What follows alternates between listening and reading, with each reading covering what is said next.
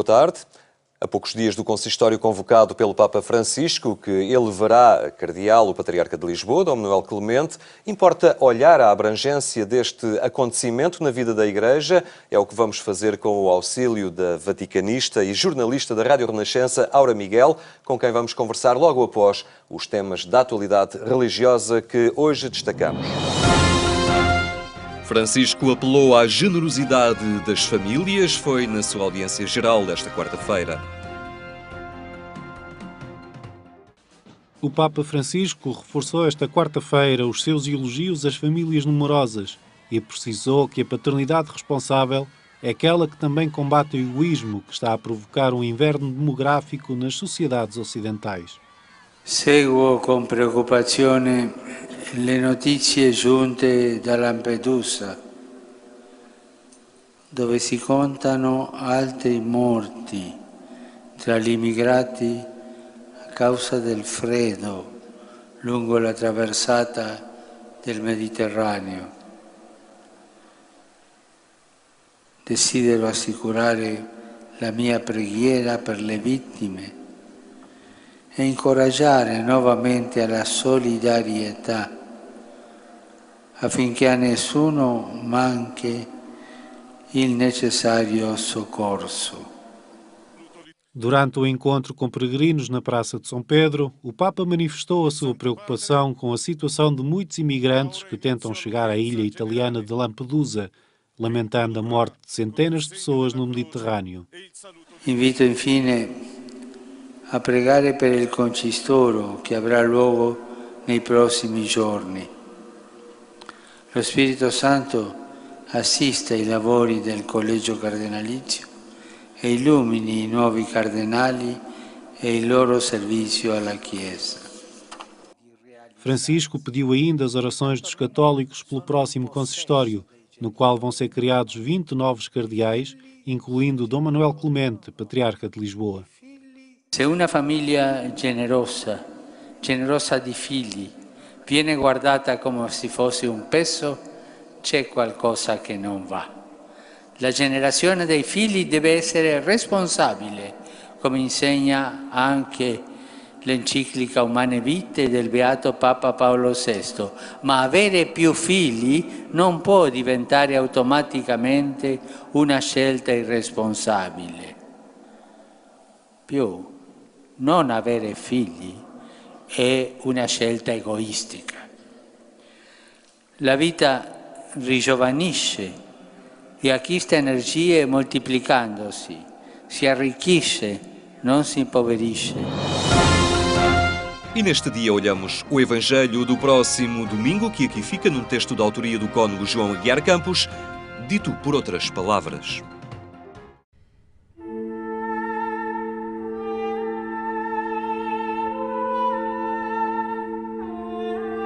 Não há dores nem misérias que justifiquem a marginalização, obrigando quem as sofre a ficar longe, proibido da proximidade ou do toque.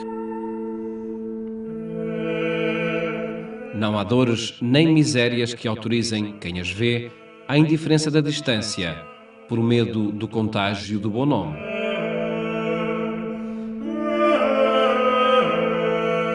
Por isso, quem exercita a misericórdia aproxima-se. E quem crê na misericórdia mostra as suas feridas e deixa-se curar.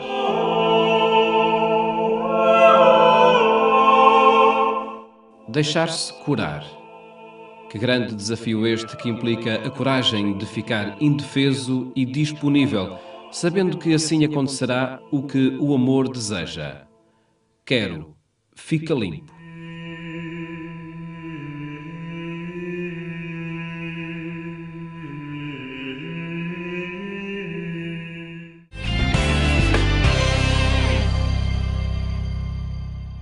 São temas que pode acompanhar em agência.eclesia.pt. Sublinhamos agora os diversos passos do rito de criação dos novos cardeais. O rito de entrega do barrete e do anel cardinalícios vai decorrer a 14 de fevereiro na Basílica de São Pedro, a partir das 11 horas locais, menos uma em Lisboa. A celebração começa com uma saudação ao Papa do primeiro dos novos cardeais, Dom Dominique Mamberti, em nome de todos os presentes, seguindo-se uma oração proferida por Francisco, a leitura do Evangelho e a homilia. Após esta intervenção, o Papa vai ler a fórmula de criação e proclama, em latim, os nomes dos cardeais, para os unir com um vínculo mais estreito à sua missão. Irmãos caríssimos, preparamos-nos para cumprir um ato grato e grave do nosso sagrado ministério. Ele diz respeito, em primeiro lugar, à cidade de Roma, mas interessa a toda a comunidade eclesial. Vamos chamar a fazer parte do Colégio dos Cardeais alguns dos nossos irmãos, para que sejam unidos a Sede Pedro com um vínculo mais estreito. Eles, marcados pela púrpura sagrada, deverão ser intérpretes testemunhas de Cristo e do seu Evangelho, na cidade de Roma e nas regiões mais longínquas. Por isso, com a autoridade de Deus Omnipotente, dos santos apóstolos Pedro e Paulo, criamos e proclamamos solenemente cardeais da Santa Igreja Romana, estes nossos irmãos. Depois tem lugar a profissão de fé e o juramento dos novos cardeais, de fidelidade e obediência ao Papa e seus sucessores. Eu, cardeal da Santa Igreja Romana, prometo e juro ser fiel, desde agora e para sempre, enquanto viva, a Cristo e ao seu Evangelho, sendo constantemente obediente à Santa Igreja Apostólica Romana, ao bem-aventurado Pedro na pessoa do Sumo Pontífice Francisco e dos seus sucessores canonicamente eleitos. Manter sempre, com palavras e obras, a comunhão com a Igreja Católica, não revelar a ninguém o que me for confiado em segredo, nem divulgar aquilo que poderá acarretar dano ou desonra à Santa Igreja. Desempenhar com grande diligência e fidelidade as tarefas para as quais estou chamado no meu serviço à Igreja, segundo as normas do direito. Que assim me ajude Deus Omnipotente. Segue-se o gesto mais simbólico da cerimónia, a imposição do barrete, entrega do anel e atribuição do título. Gestos que o Papa faz a cada um dos novos cardeais, enquanto diz: Para a maior glória de Deus Omnipotente e o bem da Santa Sé, recebei este barrete púrpura como sinal da dignidade cardinalícia, simbolizando que deveis estar prontos a comportar-vos com coragem até a efusão do sangue, pelo incremento da fé cristã, da paz e do bem do povo cristão, e pela liberdade e expansão da Santa Igreja Romana. Cada um dos novos cardeais ajoelha-se depois para receber o barrete cardinalício segundo a ordem de criação. Dom Manuel Clemente, patriarca de Lisboa, será o segundo no consistório de 14 e 15 de fevereiro. O Papa entrega ainda um anel aos cardeais para que se reforce o amor pela Igreja, seguindo-se a atribuição a cada cardeal de uma Igreja de Roma, que simboliza a participação na solicitude pastoral do Papa na cidade, bem como a entrega da bula de criação cardinalícia, momento selado por um abraço de paz. No anel cardinalício são evocadas as colunas da Basílica de São Pedro, a cruz e os apóstolos Pedro e Paulo. Cada cardeal é inserido na respectiva ordem, episcopal, presbiteral ou diaconal, uma tradição que remonta aos tempos das primeiras comunidades cristãs de Roma, em que os cardeais eram bispos das igrejas criadas à volta da cidade, suburbicárias, ou representavam os párocos e os diáconos das igrejas locais. Ainda no sábado vão ter lugar as sessões de cumprimentos aos novos cardeais no Vaticano. A chamada visita de cortesia vai decorrer entre as 16h30 e as 18h30 de Roma, menos uma em Lisboa, e no caso do cardeal português, terá lugar no átrio da Sala de Audiências Paulo VI, junto à Basílica de São Pedro. Na mesma sala vai acontecer a sessão do cardeal cabo-verdiano Dom Arlindo Gomes Furtado. Dom Júlio Duarte Langa, bispo emérito de Xai-Xai, em Moçambique, vai receber os cumprimentos de todos os que o desejarem fazer na Sala Ducal do Palácio Apostólico. No domingo, na Basílica de São Pedro, o Papa vai presidir a uma missa com os novos cardeais a partir das 10 horas locais. Dom Manuel Clemente será cardeal da Igreja neste consistório. O Patriarca de Lisboa diz que este pontificado está a acentuar a internacionalização do Vaticano. É um processo que tem vindo a fazer o seu caminho, chamado a internacionalização do Colégio Cardenalício e da própria Cúria Romana. Tem-se andado muito nesse sentido. Mas bem, muito bem, até porque hoje é possível, quer dizer, hoje em dia as viagens são relativamente fáceis. Os meus antecessores, que foram patriarcas de Lisboa, os anteriores ao século XX, pouquíssimas ou nenhumas vezes, em alguns casos, foram a Roma. Portanto, nem sequer para receber o Barrete Cardinalício, não era possível. Hoje é tudo perto, não é? Como nunca foi. E que repercussão terá no cotidiano da Igreja, no dia-a-dia da Igreja, precisamente até por essas facilidades de comunicação e de deslocação? Eu julgo que tem, que se verifica, porque nós reparamos que hoje a Igreja, mesmo nas suas determinações centrais e na reflexão que vai fazendo pelos seus membros mais responsabilizados, já não é uma Igreja europeia. É em grande parte uma igreja latino-americana e até de outros continentes. Nós temos visto sucederem-se à frente de dicastérios romanos papas africanos, papas asiáticos, cardeais africanos, cardeais asiáticos. E isso, repito, é um processo agora verdadeiramente em curso e muito certo, porque assim é que deve ser, tratando-se de um serviço à Igreja Universal. Como é que lida com o impacto social que este acontecimento está a merecer? Bem, olha, vou lidando com a naturalidade possível, não é? Porque nós temos uma certa concentração simbólica.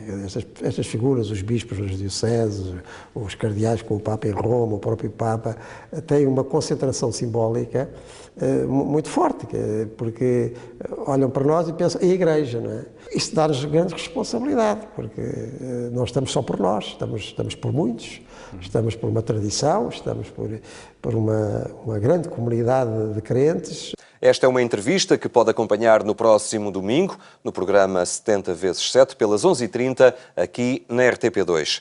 Para analisar esta iniciativa do Papa Francisco, temos connosco Aura Miguel. Muito boa tarde, Aura. Muito obrigado por estares na nossa companhia. Este consistório que decorre dentro de dias, mas que de alguma forma ele já está a decorrer, iniciou-se hoje à porta fechada, ainda longe das câmaras de televisão. Sim, o consistório é a convocação que o Papa faz aos cardeais do mundo inteiro, portanto, que são os seus conselheiros. E nesta quinta e sexta-feira decorre o consistório à porta fechada mesmo, portanto, com assuntos de agenda para os quais o Papa quer ouvir a opinião dos seus conselheiros e onde já participam os novos cardeais, portanto, os que ainda não foram, fizeram, quer dizer, ainda não receberam nem o Barrete, nem o anel, nem a bula, mas que já estão nomeados, portanto são já considerados já vão ficar ao corrente parte deste colégio e, portanto, poderão intervir e dar a sua opinião sobre o que se vai passar nestes 2 dias, ou o que se está a passar nestes 2 dias. Depois será o consistório público, assim se chama, que é um momento solene, um momento festivo, em que todos vamos poder acompanhar o que é que se vai passar, quer no sábado de manhã, onde há exatamente um por um a imposição do Barrete, do anel, etc., e onde o Papa faz um discurso, e depois na missa de domingo de manhã também. Este consistório à porta fechada, que já decorre, os novos cardeais já serão informados, adjornados das conclusões ou do ritmo de trabalho que há também a nível daquele grupo dos novos cardeais que estão a trabalhar na reforma da Cúria. Os conselheiros diretos do Papa, é verdade. Nestes casos de consistório, digamos assim, à porta fechada, nem sempre é publicada a agenda. Umas vezes sabemos qual é a agenda exatamente, outras não. Recordo que, por exemplo, no último consistório, o Papa decidiu que o tema fosse o próximo sino da família. Portanto, aliás, ele considera o que se passou nesse consistório, em fevereiro passado, importante para este caminho sinodal que ainda decorre. Agora, não foi publicada a agenda, mas sabemos que o Conselho dos seus diretos, enfim, consultores, o chamado C9, esteve reunido no início da semana, mais uma vez, e na agenda está, entre outros assuntos, a questão da reforma da Cúria, portanto, do emagrecimento de todos estes dicastérios, congregações, comissões, conselhos, que está a ser analisado já há mais de um ano. Aliás, são só 2 anos de pontificado, parece que já há muito tempo que o Papa Francisco é Papa, mas ainda nem sequer completou 2 anos, mas o que é certo é que logo no primeiro mês, como nos recordamos, ele nomeou esta comissão de 8 cardeais, ao qual se juntou o secretário de Estado, por isso agora são 9. E começaram pelas partes económicas, dos assuntos económicos talvez mais urgentes e de maior preocupação, onde, entre outras coisas, se mexeu no Banco do Vaticano, se mexeu nas finanças do Vaticano, se criou uma secretaria, uma espécie de Ministério da Economia, e outro dos assuntos é agora este que está em cima da mesa, que tem a ver com um emagrecimento desejado por todos, eu creio, para a Cúria. Este emagrecimento da Cúria também se refletiu nas nomeações para este Colégio Cardinalício, só um membro da Cúria... Exato. É muito interessante olhar para as reformas, que no fundo se pode dizer assim que o Papa Francisco está a fazer a vários níveis, quer na maneira como... Ainda não sabemos como é que vai ser a reforma mesmo da Cúria, mas só sabemos o que disse o Cardeal Maradiaga quando veio a Lisboa em dezembro passado. O Cardeal Maradiaga, das Honduras, é o coordenador desse Conselho e disse cá em Lisboa que, de facto, vão agrupar em 2 grandes conselhos trabalho, família e...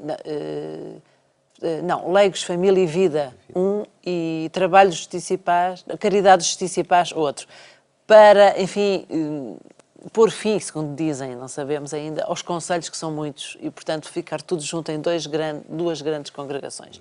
Mas, de qualquer modo, esta decisão de reduzir o número de departamentos, que seria correspondente a Secretarias de Estado e Ministérios, revela a preocupação do Papa Francisco em pôr os pastores fora das secretárias, quer dizer, pô-los no terreno, com o cheiro das ovelhas, como ele sempre disse, e, portanto, isso tem a ver com uma política de fundo, podemos já chamar política em sentido lato, uma decisão pastoral de fundo, que é exatamente olhar para os fiéis espalhados pelo mundo, ver qual é a realidade da Igreja nos contextos diferentes dos vários continentes, e por isso aí também se faz outra leitura, que é quais foram os critérios do Papa para nomear cardeais, pastores que se calhar não estávamos à espera.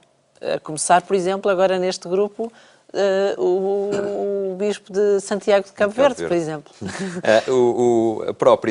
O Colégio Cardinalício começa a mudar também, as proveniências, o peso dos diversos continentes. A Europa começa a reduzir o seu peso em função de outras latitudes.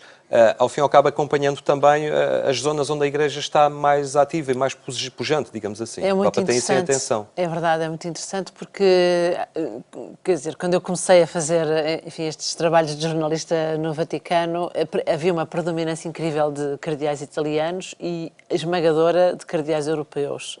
E agora é exatamente o oposto, quer dizer, a Europa já não está em maioria nem pensar, e os italianos ainda menos, e portanto vê-se, e de facto, olhando para a geografia católica, percebe-se que a realidade de vivacidade da Igreja, de número de batismos, prática dominical, está fora da Europa, claramente, e a escolha, a decisão do Papa e o seu critério porque que escolha é esta? É que para Francisco, para todos os Papas, os cardeais são aqueles que o aconselham no governo da Igreja. E portanto, faz sentido se a realidade da Igreja é mais viva na Ásia ou em sítios que se calhar, pelos critérios do mundo, não é suposto, o Papa tem interesse em ouvir da parte desses bispos conselhos para governar a Igreja. E por isso é que é muito interessante, por exemplo, mesmo na escolha dos eméritos, quer dizer, daqueles que já não têm idade para votar, para entrar no conclave, mas de qualquer modo mais de 80 anos. Têm idade para dar conselhos, também é muito interessante, porque da língua portuguesa, desta vez, neste grupo de cardeais, há 3, não é? Além do Dom Manuel Clemente, há estes 2 bispos, o de Santiago do Cabo Verde e o emérito Xai-Xai. E, por exemplo, no caso deste bispo cardeal emérito, bispo emérito Xai-Xai, ele, depois de resignar aos 75 anos, foi ter com o parco da Sé e ofereceu-se para trabalho de parco. E vai, literalmente, aos confins da diocese fazer semanas missionárias. Portanto, é um homem que tem uma experiência daquelas que o Papa gosta. E percebe-se que este é um critério que vai certamente ajudar a reformar a Igreja numa direção pastoral que é a dele, mas que também é resultado, segundo ele próprio explicou, segundo o próprio cardeal Maradiaga explicou quando cá veio a Lisboa, é o resultado do desejo dos cardeais eleitores que naqueles dias antes do conclave expressaram este desejo, quer de tornar a Cúria mais ágil e, portanto, mais magra, mais reduzida, quer esta preocupação de fazer a ligação da Cúria Romana e do Papa, portanto do Vaticano, com as igrejas locais. Há locais históricos que tinham sempre um cardeal que deixaram de ter. Lisboa mantém o seu cardeal. Qual é o significado disto também para a Igreja Portuguesa? A minha tese é que não foi por causa da famosa bula, da nação fidelíssima, porque Portugal também, enfim, não foge a esta secularização que marca toda a Europa e todo este primeiro mundo, assim chamado, apesar das dificuldades económicas. Não sabemos o critério. O porta-voz do Papa, o padre Frederico Lombardi, veio dizer que a decisão do Papa foi caso a caso, não se sentiu obrigado em fazer como era costume. Aliás, é uma das expressões que o Papa gosta, é que sempre se fez assim, a expressão, entre aspas, sempre se fez assim, isso para ele não vale. Portanto, o critério não sabemos qual é. Eu, nas minhas investigações off the record, ou falar com uma pessoa que tem acesso direto ao Papa e que conhecia Dom Manuel Clemente, não é português este, e falou-lhe bem do Dom Manuel Clemente, como só pode ser quem o conhece, o Papa ter-lhe respondido, já me falaram muito bem dele.